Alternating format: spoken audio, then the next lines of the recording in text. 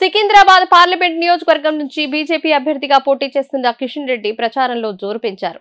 సర్వేలన్నీ కూడా కిషన్ రెడ్డికి అనుకూలంగా ఉండడంతో భారీ మెజారిటీ కోసం జోరుగా ప్రచారం సాగిస్తున్నారు. ప్రచారంలో భాగంగా ఎంపీగా తాను చేసిన అభివృద్ధిని వివరిస్తూ గడిచిన 10 ఏళ్ల కాలంలో మోదీ ప్రభుత్వం దేశాన్ని ఎంతగా అభివృద్ధి చేసింది అనే విషయాలను వివరించడంతో పాటు మళ్లీ మోదీ ప్రధాని అయితే రాబోయే కాలంలో చేసే అభివృద్ధి మరియు సంక్షేమ కార్యక్రమాలను గురించి వివరిస్తూ ప్రచారం చేస్తున్నారు.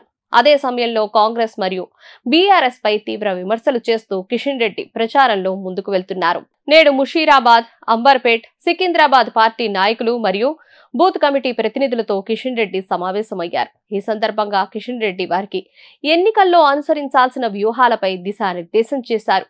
ఈ సందర్భంగా కిషన్ రెడ్డి మాట్లాడుతూ ప్రచారం తుది దశకు చేరుకొని ఎన్నికలు రాబోతున్న నేపథ్యంలో బూత్ కమిటీ ప్రతినిధులు అప్రమత్తంగా ఉండాలి. ఇతర పార్టీల ప్రతినిధులు ఎక్కడైనా ఓటర్లను ప్రలోభపెట్టే ప్రయత్నాలు చేస్తే పార్టీ అధిష్టానం దృష్టికి తీసుకువచ్చి ఈసీకి ఫిర్యాదు చేయాలి. ఓటర్లు అంతా కూడా స్వేచ్ఛగా వారి ఓటు హక్కును వినియోగించుకునేందుకు కృషి చేయాలి.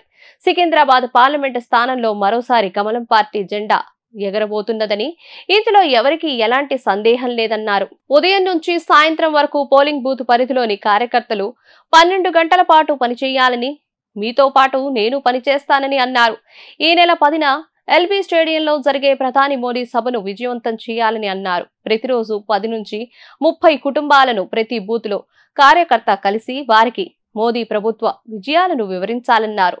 13న పోలింగ్ జరిగే రోజు ప్రతి కార్యకర్త తన నివాస సమీపంలోని 10 కుటుంబాలతో ఓటు వేయించే దిశగా ప్రయత్నం చేయాలని సూచించారు. ప్రధాని మోదీపై కాంగ్రెస్ నాయకులు చేస్తున్న విమర్శలను కిషన్ రెడ్డి తిప్పికొట్టారు. రిజర్వేషన్ల రద్దు అనేది పూర్తిగా అవాస్తవమన్నారు. అంబేద్కర్ స్ఫూర్తితోనే మోదీ పాలన సాగిస్తున్నారని కిషన్ రెడ్డి అన్నారు.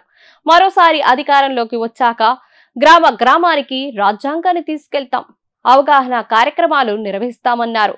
సబ్కా సాత్ సబ్కా వికాస్ అనే నినాదంతో పనిచేస్తామన్నారు. దేశంలో గిరిజన ప్రాంతంలో ఇంకా కరెంటు లేని పరిస్థితి ఉందని, స్వాతంత్రం వచ్చాక కూడా చీకట్లో ఉండే వారిని గుర్తించి వారికి మేలు చేస్తున్నామని ఆయన తెలిపారు. దళిత సామాజిక వర్గాన్ని అభివృద్ధి చేయడం కోసం మోదీ ప్రభుత్వం పనిచేస్తోందని, ఎస్సీ వర్గీకరణకు కాంగ్రెస్ పార్టీనే ముందుందని కిషన్ రెడ్డి అన్నారు.